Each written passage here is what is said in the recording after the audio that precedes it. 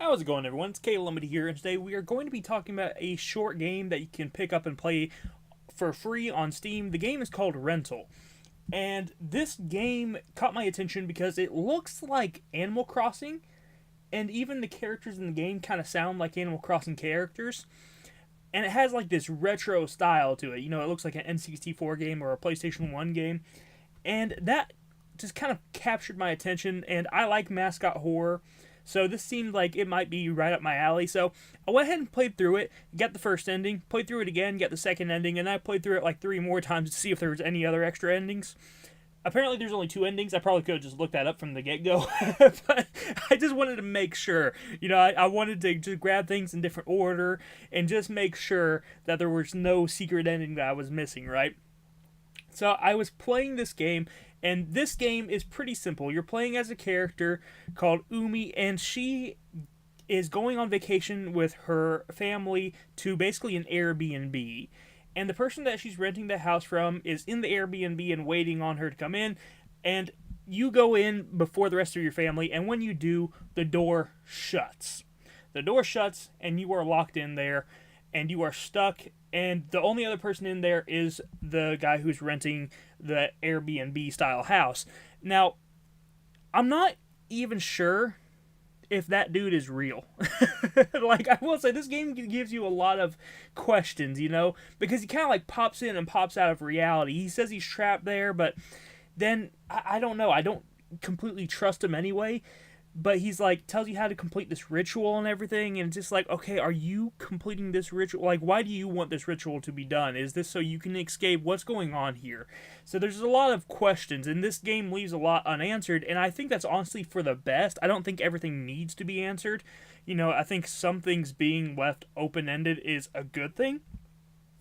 And I like just the kind of ambiguous nature of this game, how they don't really explain things and they just kind of give you what's here and you have to kind of put the pieces together, and I do like that.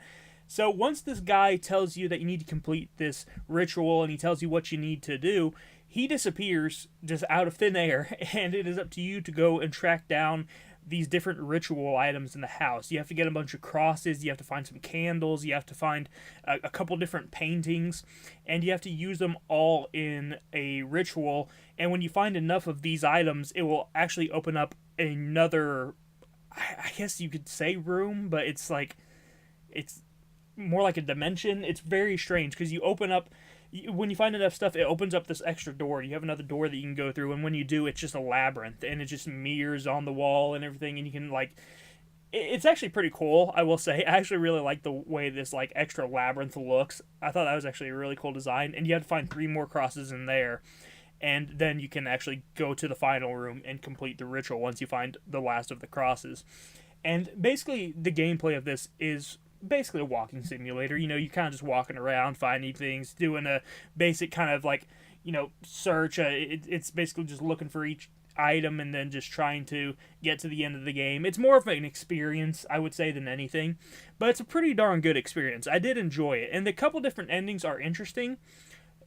I would like more, I will say. I do want more, and I hope that, you know, they make a sequel to this.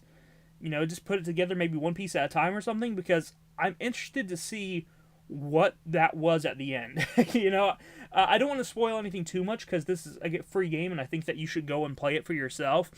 But there's some weird stuff that's going on. There's some weird loops that are going on as well. You know, for the fact that this character has two different endings, it's very interesting because it's like the character went through the house twice, and whatever happened to the character, I think actually did happen to the characters. You know, I saw someone point out that when you pick up the cross, you can pick up a cross necklace in this game, and when you pick it up, your character starts wearing it. And then at the end of the game, the character's still wearing it. So whatever is going on in this game actually happened to the character. It's just very strange. The ending is very strange. It's very open-ended. I'm not sure what type of ritual she performed, but she brought something to that house, or maybe the house, it was already in the house. I don't know. All I know is that it had a very interesting ending, and I definitely think that you should actually just go play this short little experience. It's a fun little game.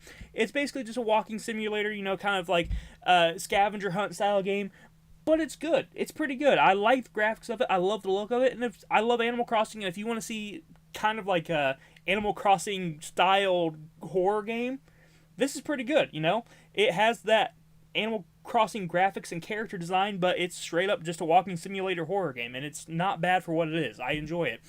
And hopefully one day there's more to this game, because I want to see more. I kept beating this game. I played it over and over again because it's like, there's got to be more, right? There's got to be.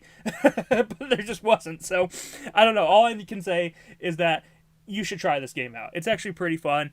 And like I said, it's free. So go ahead and give it a shot. It's not super scary. It's just eerie.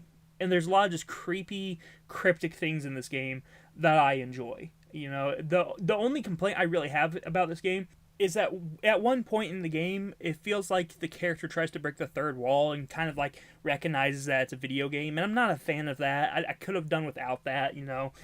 I just think that kind of ruins it a little bit. Like, it doesn't ruin the entire game, don't get me wrong, but it just takes away from the game, you know. It makes it not feel as important. It makes it not feel as interesting. It takes away a lot of the pressure, and I don't think you should do that. I don't really think you should acknowledge, you know, that it's a video game within the video game, unless you're going for an actual like comedy.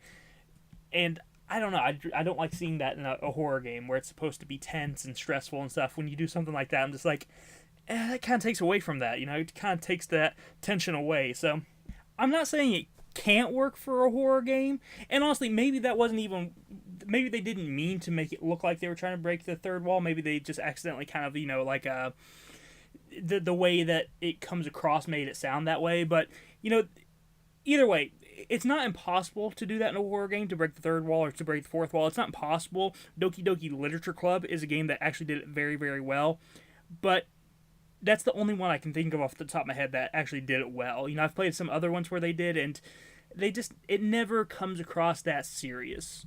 Overall, though, Rental is still a fantastic game, and it's definitely something that you should play. It's a free game. Why not sink some time into it? I would definitely play through it twice. That way you at least get both endings. It's interesting. It's an interesting little experience, and it's definitely worth your time this Halloween, so go check it out. I'll talk to you guys in the next one. You have a wonderful day. Bye-bye.